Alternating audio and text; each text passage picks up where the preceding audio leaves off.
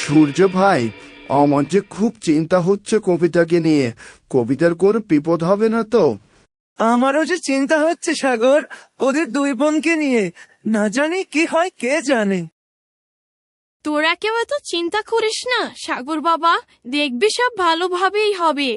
আজ আমাদের বাড়িতে দুটো মেহমান আসতে চলেছে, আমার যে খুব আনন্দ হচ্ছে এতে। এদিকে কর্মীলতা কবিতা দুজনেই দুটো কন্যা সন্তানের জন্ম দেয়। এই নাও বৌমা, তোমার একটা ফুটফুটে কন্যা সন্তান হয়েছে, ঠিক যেন আকাশের চাঁদ নেমে এসেছে তোমার কোলে। হ্যাঁ দাইমা, আপনি একদম ঠিক বলেছেন। কেমন দুধে আলতা গায়ের রং, ঠিক যেন জীবন্ত একটা পুতুল এসেছে আমার কোল জুড়ে। আচ্ছা দাইমা, আমার বোন এখন কেমন আছে? ওর যে কোনো সারা শব্দ নেই, আর ওর বাচ্চাটাও যে নড়াচড়া করছে না, না কোনো কান্নার শব্দ করছে। দাইমা, কি হয়েছে? সবকিছু ঠিক আছে তো? কি করে বলি আমি এখন বৌমাকে যে ওর ছোট বোন একটা মৃত কন্যা সন্তানের জন্ম দিয়েছে? এই মুহূর্তে একথা শুনলে যে বৌমা খুব কষ্ট পাবে। কি হলো কি দাইমা? আপনি এমন চুপ করে কেন আছেন? আপনার এই নীরবতা যে আমার একদমই ভালো ঠেকছে না। দয়া করে আমার কথার উত্তর দিন। বৌমা, তোমার ছোট বোন একটা মৃত সন্তানের জন্ম দিয়েছে, তাই তার কোনো সারা শব্দ নেই। আর তোমার বোনের শরীরটাও বেশ অসুস্থ, তাই সে এখনো ঘুমিয়ে আছে। দাইমা, এসব আপনি কি বলছেন? না না না, এটা হতে পারে না। আমাদের দুজনের কত স্বপ্ন ছিল, দুই বোন একসাথে আমরা সন্তান মানুষ করব। আমার বোন যে সন্তানকে ঘিরে বড় স্বপ্ন দেখেছিল, ওর যে সন্তানটা খুব দরকার ছিল। ও শাশুড়ি মা ওকে ভালোবাসে না, ও একটু ভালোবাসা পাওয়ার আশায় ও শাশুড়ি মাকে নাতি নাতনির মুখ দেখাতে চেয়েছিল, যাকে দেখে ও শাশুড়ি মা সব ভুলে ওকেও বুকে টেনে নেবে। কিন্তু কিন্তু এখন কি হয়ে গেল? সব স্বপ্ন যে মাটিতে মিশে গেল। এই মৃত সন্তানের কথা শুনলে আমার বোনকে যে ওর শাশুড়ি মা আরো বেশি কথা শোনাবে। আমার বোন হয়তোবা এ কষ্ট সইতেই পারবে না। তাহলে এখন কি আর করার বৌমা? এটাই যে ভাগ্য, সত্যি যেটা সেটা তো মেনে নিতেই হবে। এখন আমাকে যে এখনই বাচ্চাগুলোকে নিয়ে বের হতে হবে। ওরা যে বাইরে বাচ্চাদের দেখার জন্য অধীর আগ্রহে অপেক্ষা করছে। কি হলো কি দাইমা, আপনি এখনো কেন আসছেন না? আমার ঘরের উত্তরসূরি কি দেখার জন্য আমার যে প্রাণটা ছটফট করছে। দাইমা, দাইমা, আর কত সময় আমাদের অপেক্ষা করাবেন আপনি? ওই যে দেখো বৌমা, বাইরে থেকে ওরা ডাকাডাকি করছে। এখন যে আমাকে দরজা খুলতেই হবে, আর এই কঠিন সত্যটার মুখোমুখি হতে হবে সবাইকে। এছাড়া যে আর কোনো উপায় নেই।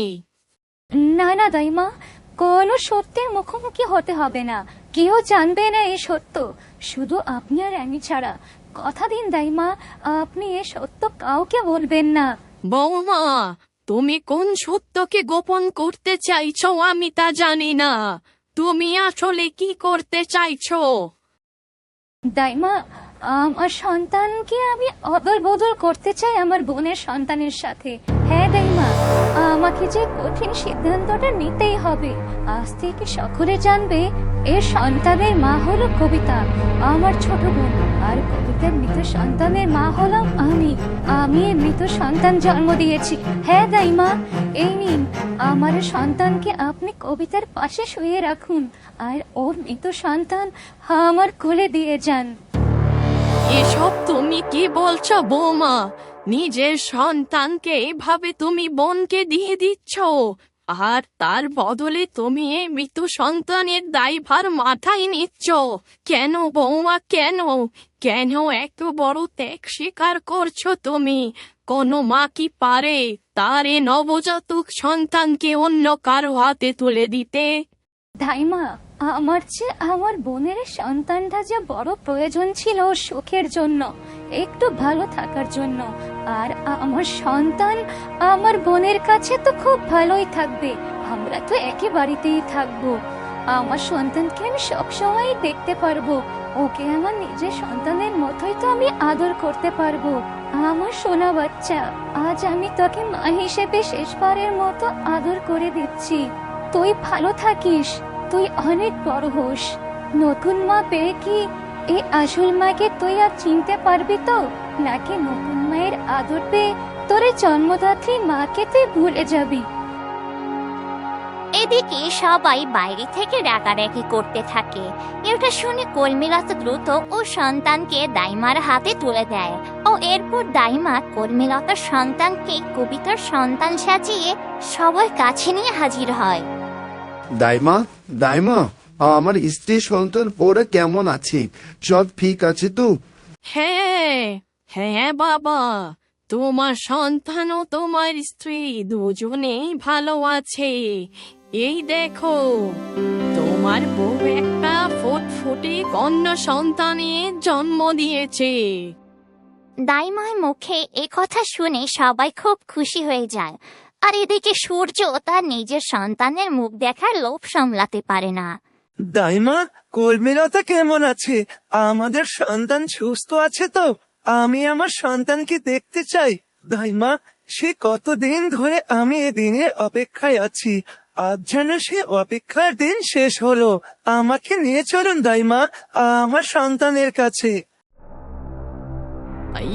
মানে বলছি বাবা, তোমার স্ত্রী একটা মৃত সন্তানের জন্ম দিয়েছে যে আমি অনেক চেষ্টা করেও যে তাকে বাঁচাতে পারিনি।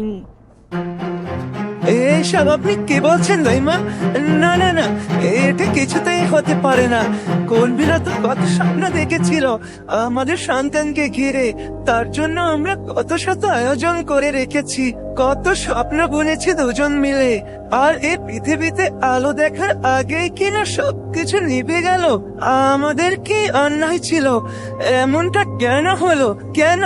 বেচারি এমনিতে জীবনে কত কষ্ট পেয়েছে, আবার এই সন্তানের শোক কি সে সইতে পারবে? কর্মীলতা এই সব কথোপকথনই আড়ালে দাঁড়িয়ে শুনছিল আর নীরবে চোখের পানি ফেলছিল। সূর্য, আমি কি করে বলি তোমাকে, এ সব কিছু যে আমি নিজেই করেছি। তোমাকে আমি সন্তানের মুখ দেখাতে পারলাম না, আমাকে তুমি ক্ষমা করে দিও সূর্য।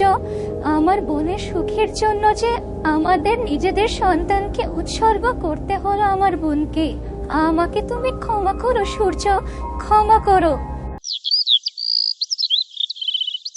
এরপর কর্মীলতার সন্তান কবিতার কাছে বড় হতে থাকে। কবিতার ঘরে যেন সুখের কোনো কমতি থাকে না। আর এসব মুহূর্তগুলো কর্মীলতা দরজার আড়াল থেকে লুকিয়ে লুকিয়ে দেখতে থাকে ও নীরবে চোখের জল ঝরাতে থাকে। ও লে লে লে লে লে, আমার সোনা বাচ্চা, এই যে দেখো, তোমার জন্য আমি একটা পুতুল নিয়ে এসেছি। ওরা মুখেটা লুকিয়ে লুকিয়ে নজর দিচ্ছে আমার নাতনিকে দেখে। নিজে তো মা হতে পারিনি, এখন হিংসায় লুকিয়ে লুকিয়ে দেখছে। যদি হিংসে নাই হবে তবে তো এমন লুকিয়ে দেখার কথা নয়। আমাকে এক্ষুনি বৌমাকে সাবধান করতে হবে। যাই। বলে, এই যে কর্মীলতা, এমন এখানে আড়ালে দাঁড়িয়ে দাঁড়িয়ে কি দেখছো শুনি? চোরের মতো করে নিজের বোনের সন্তানের সুখ দেখে হিংসে হচ্ছে বুঝি তোমার? নিজে তো জন্ম দিয়েছে একটা মৃত সন্তান, অলক্ষী কোথাকার। যাও, আমার নাতনির আশেপাশে ঘেঁষবে না তুমি, তাহলে ওই শরীরে তোমার নজর লেগে যাবে। বলা তো যায় না বাপু, তোমার মনের মধ্যে কি কি চলে তা তুমিই ভালো জানো। এসব আপনি কি বলছেন ছোট চাচি? আমি কেন নজর দেব আমার বোনের সন্তানের দিকে? আমি তো এমনিতেই দাঁড়িয়ে দাঁড়িয়ে দেখছিলাম। আমি খুব খুশি হয়েছি যে আমার বোনটা তার সন্তানকে পেয়ে এতটা খুশি হয়েছে, তাই ও সুখে আমার চোখে আনন্দের অশ্রু ঝরছে, এই আর কি। থাক থাক, হয়েছে। শাক দিয়ে আর মাছ ঢাকতে হবে না তোমাকে। তোমার যে নজর ভালো না তা দেখলেই বোঝা যায়। সরো তো এখান থেকে, যাও নিজের ঘরে যাও। এভাবে সাগরের মা কর্মীলতাকে অপয়া অলক্ষী বলে অপমান করে যায়। আজ নিজের বুকের ধনকে আমার বোনের সুখের জন্য উৎসর্গ করলাম, কত ত্যাগ স্বীকার করলাম, আর বিনিময়ে কিনা আমাকে অলক্ষী অপবাদ শুনতে হচ্ছে। আরে আরে সোনা বাচ্চা আমার, কাঁদে না, কাঁদে না বলছি। এই দেখো তোমার জন্য আমি খেলনা এনেছি, কাঁদে না, কাঁদে না বলছি। ধর কিছুতেই টুকটুকে কান্নাই থামাতে পারছি না। বুবুর কোলে গেলে কেমন করে মুহূর্তই যেন শান্ত হয়ে যায়। বুবু মনে হয় জাদু জানে। আমার তো মাঝে মাঝে মনেই হয় আমি তোর মা নই, বুবুই হলো তোর আসল মা। থাক থাক বৌমা, আর আবির্ভাব করতে হবে না তোমাকে। দেখবে হয়তো একদিন সত্যি সত্যি তোমার মুখের কথা সত্যি হয়ে যাবে। তুমি কেমন মা শুনি, যে তোমার বাচ্চার দায়িত্ব তুমি নিজে নিতে পারো না, বাচ্চা সামলাতে পারো না, আবার মা হয়েছ কি করে? আবার খিলখিল করে বেহায়ের মতো হাসছো। তোমার লজ্জা করে না? তোমার বাচ্চা তোমার কোলে শান্ত থাকে না, কিন্তু তোমার বোনের কোলে গেলে এসে শান্ত হয়ে যায়। তোমার বাচ্চার ধারের কাছেও দয়া করে তোমার বোনকে ঘেঁষতে দিও না।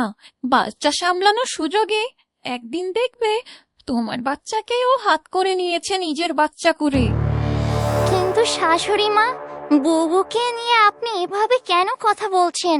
ও তো আমার টুকটুকিকে নিজের সন্তানের মতোই ভালোবাসে। বুবুর কাছে গেলে আমার টুকটুকি কেমন শান্ত হয়ে ঘুমিয়ে যায়।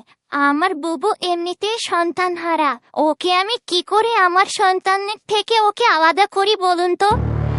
তোমার নিজের ভালো তোমার নিজেরই বোঝা উচিত ছিল বৌমা। তোমার সন্তানের যত্ন যদি মায়ের চেয়ে মাসি বেশি ভালো বোঝে, তবে এটা প্রমাণ করে যে তুমি মা হিসেবে ব্যর্থ। আর তোমার বোন হলো একটা অপয়া, যে কিনা মৃত সন্তানের জন্ম দিয়েছে। এমন অপয়াদের নজর ভালো থাকে না। আমি দেখেছি কেমন দরজার আড়াল থেকে লুকিয়ে ড্যাপ ড্যাপ করে তাকিয়ে আমার নাতনির দিকে নজর দিচ্ছিল। না জানি ওর মনে তখন কি চলছিল। ও হয়তো বা ভালো চায় না।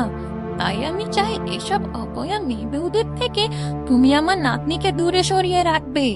আমার নাতনির যদি কখনো কিছু হয়, তবে কিন্তু সমস্ত দায়ভার তোমার উপরে আসবে, এই আমি বলে দিলাম।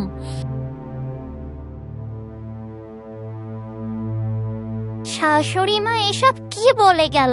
তার ধারণা কি সত্যি বুবু মনে মনে আমার সন্তানের দিকে নজর দেয়? কিন্তু কিন্তু আমি আমার বুবুকে কি করে আমার টুকটুকির থেকে দূরে সরিয়ে রাখবো? বেচারি যে সন্তান হারা। কিন্তু এ কথাও যে সত্যি, আমার সন্তানের ভালো মন্দর দিকে যে আমাকে খেয়াল রাখতে হবে। এদিকে কর্মীলতা কবিতার বাচ্চার জন্য খাবার বানিয়ে নিয়ে আসে। আমি আমাদের টুকটুকের জন্য খাবার নিয়ে এসেছি, তুই যা এবার একটু বিশ্রাম করে নে, আমি ওকে খাইয়ে দিয়ে ঘুম পাড়িয়ে দিচ্ছি। মানে বলছি না বুবু, থাক, আর তার কোনো দরকার হবে না। আমি আমার টুকটুকিকে খাবার খাইয়ে ঘুম পাড়িয়ে দিতে পারবো। তুমি বরং খাবারটা এখানে রেখে যাও তো দেখি। আমার মেয়ের জন্য তোমাকে এত ভাবতে হবে না, আমি তো আছি নাকি? আমি তোর মা, ওর ভালোটা আমি ভালো বুঝবো তোমার চেয়ে। কবিতা, তুই হঠাৎ আজ আমার সাথে এমন করে কথা বলছিস? প্রতিদিন তো আমি আমাদের টুকটুকিকে খাইয়ে দিই, এরপরে ঘুম পাড়িয়ে দিই। ও তো আমার হাতে বেশ ভালোই খায়, একদমই জ্বালাতন করে না। বুবু, তোকে যেটা বলছি সেটা শোন না। আমার সন্তানের দায়িত্ব আমি ভালো বুঝবো, তোকে এত ভাবতে হবে না। আমার সন্তানের ভালো আমাকেই বুঝতে দে। কি হলো কি বাবু, এভাবে তাকিয়ে কি দেখছিস আমার টুকটুকের দিকে? এমন করে দয়া করে আমার মেয়ের দিকে তাকিয়ে থাকবি না, কখন না কখন আবার তোর নজর লেগে যায় আমার মেয়ের উপর। আমি তো শুধু সেটাই ভাবছি। না না বোন, দয়া করে এভাবে বলিস না, আর তোকে ভাবতে হবে না। আমি আর কখনোই তোর সন্তানের ধারের কাছেও ঘেসবো না। তুই তোর সন্তান নিয়ে সুখে থাক, আমি শুধু এতটুকুই দেখতে চেয়েছি। আচ্ছা, আমি তবে যাচ্ছি। এরপর কবিতার মুখ থেকে এই কথা শুনে কর্মীরাও তার কষ্ট ভরা মন নিয়ে সেখান থেকে চলে যায়, ওর ঘরে গিয়ে কাঁদতে থাকে।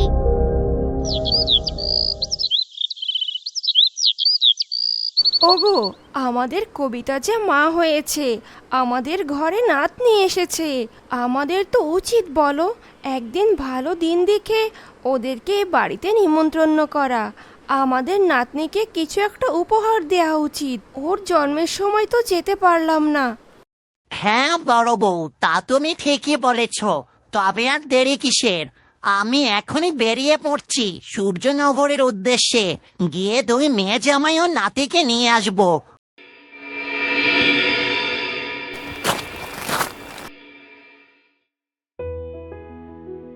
হ্যাঁ বাবা, নিশ্চয়ই যাব আমরা। তুমি কোনো চিন্তা করো না, কাল আমি তোমার জামাই ও তোমার নাতনিকে নিয়ে আমরা বেরিয়ে পড়বো।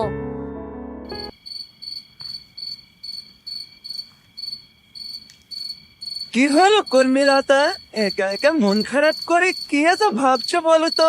কাল তো তোমার বাবা এসে আমাদেরকে তোমাদের বাড়িতে নিমন্ত্রণ করে গেল। তোমার তো এ খবর শুনে খুশি হওয়ার কথা। তুমি কেন তার বদলে এমন মন খারাপ করে আছো বলো তো? কি এত ভাবছো? না সূর্য, আমিও বাড়িতে যেতে পারবো না। আমি জানি বাবা তার নাতনিকে দাওয়াত করার জন্যই এসেছিল, আর সামনে পেয়ে আমাকে না বলে কি আর পারে? সে কারণে হলেও হয়তো বা বলে গিয়েছে। আর আমি আর কবিতা একই বাড়িতে থাকি বিধায় বাবা তার চক্ষু লজ্জার কারণে হয়তো বা আমাদেরও দাওয়াত দিয়েছে। তবে আমি জানি এ নিমন্ত্রণ বিশেষ করে বাবার নাতনির জন্যই। তাই আমি চাই না ও বাড়িতে যেতে, কারণ আমি সেখানে গেলে আশেপাশের মানুষ আমাকে কথা শোনাবে। সূর্য, আমি এমনিতেই এইসব কথা শুনতে শুনতে ক্লান্ত। আমার মনে হয় সেখানে না গেলেই ভালো হবে। কবিতা, সাগর ওরাই বরং যাক, দিনটা ওরা আনন্দ করে আসুক। কর্মীলতা, তোমার এ কষ্ট আমি বুঝতে পারছি, তবে আমরা না গেলে যে এটা দৃষ্টিকটু লাগবে। আমার মনে হয় আমাদের সেখানে যাওয়া উচিত। না সূর্য, কিছুতেই না। কেউই আমার জন্য ও বাড়িতে অপেক্ষা করেনি। আর কবিতা একটু ভালো সময় পার করার জন্য ও বাড়িতে যাচ্ছে সন্তানকে নিয়ে। দেখবে সবাই কবিতার সন্তানকে নিয়েই মেতে থাকবে। আমার দিকে কেউ ফিরেও তাকাবে না, কারণ আমার যে কোল শূন্য, আমার যে কোনো সন্তান নেই। যদি আমি যাই তবে ওদের আনন্দটা মাটি হয়ে যাবে, কারণ আজকাল কবিতাও চায় না ও সন্তানের আশেপাশে আমি থাকি। ও একদমই আমাকে ওর বাচ্চার আশেপাশে ঘেঁষতে দিতে চায় না। ও ভাবে আমি হয়তো ওর মেয়ের দিকে নজর দেব। আসলে আমি একটা অপয়া তো, তাই শেষমেশ আমার বোনও আমাকে অপয়াই ভাবছে। উর্মিলতা, কবিতা তোমাকে এমন চোখে দেখতে শুরু করলো? ছি ছি, ও এভাবে বদলে যাবে আমি কোনোদিনও ভাবতে পারিনি। তোমার অপমান আমি কিছুতেই সহ্য করতে পারবো না। এই পৃথিবীর সবাই তোমার থেকে মুখ সরিয়ে নিলেও আমি তা কখনোই করব না। চলো কর্মীলতা, আমরা এই সূর্যনগর ছেড়ে চলে যাব এক নতুন করে ঠিকানায়, যেখানে আমাদের কেউ চিনবে না। আমরা নতুন করে সেখানে ঘর বাঁধবো। দেখবে একটা সময় ঠিকই তোমার কোলচুরেও আবার সন্তান আসবে। তুমি এত ভেঙে পড়ো না কর্মীলতা, ভাগ্যের উপর বিশ্বাস রাখো। তুমি আমাকে এখান থেকে দূরে কোথাও নিয়ে যেতে চাও? আমিও মনে মনে এমনটাই ভাবছিলাম, তবে আমার মনের সাথে তোমার মনের চিন্তাও যে মিলে গেল। আমিও চাই সূর্য, এই চেনা জগৎ থেকে বের হতে, যেখানে আমাদের কেউ চিনবে না। আমরা দুজন নতুন করে আমাদের জীবন শুরু করব। এরপর কর্মীলতা ও সূর্য বাড়ি ছেড়ে চলে যায় অজানা কোনো এক রাজ্যে, এক নতুন জীবন রচনার উদ্দেশ্যে।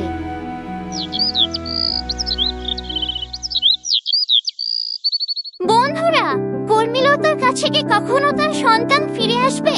তার সন্তান কি জানতে পারবে যে কর্মীলতাই তার আসল মা? কি হতে চলেছে আগামী পর্বে তা দেখতে হলে চোখ রাখো গল্প ঝুড়িতে। ও আজকের এই পর্বটি ভালো লাগলে বেশি বেশি লাইক, কমেন্ট ও সাবস্ক্রাইব করে গল্প ঝুড়ির সাথেই থাকো ও পরবর্তী পর্বটি দেখার জন্য অপেক্ষা করো।